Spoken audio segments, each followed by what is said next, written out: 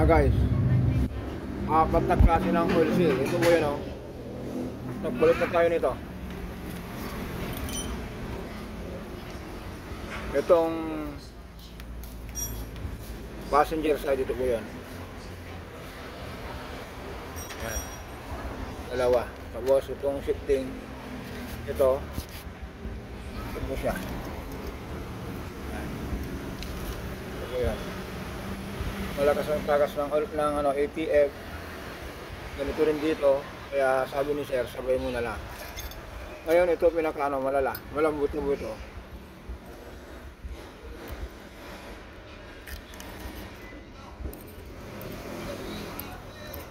Malawlaw na yung niya, yung itong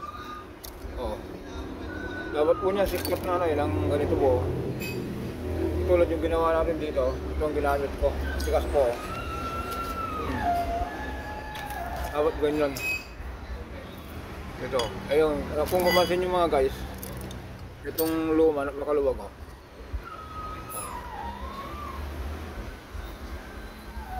Diba? Kaya kinawit ko na lang natin, oh. Ngayon mga guys, pulasan natin to.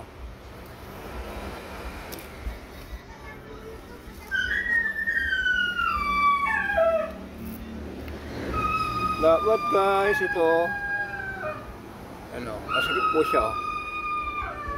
Diba? Yan, ipasok natin ngayon yan. Ayan, mga guys, lang po ito. Tutulak lang ito ng pamark. Ayan, oh.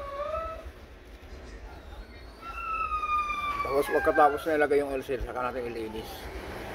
Ayan, ganoon lang mga guys. Oil seal dito, oil seal dyan, oil seal dito sa kabila. Tapos ito, yan. Sa dalawa, tatlo, apat. Ito yung pinagpalitan na apat. Ito susunod po ito sa flywheel, sa crankshaft oil seal flywheel. Yan. Okay mga guys, for the next video tomorrow, Lunes tomorrow, salpak natin itong transmission. Okay, bye bye.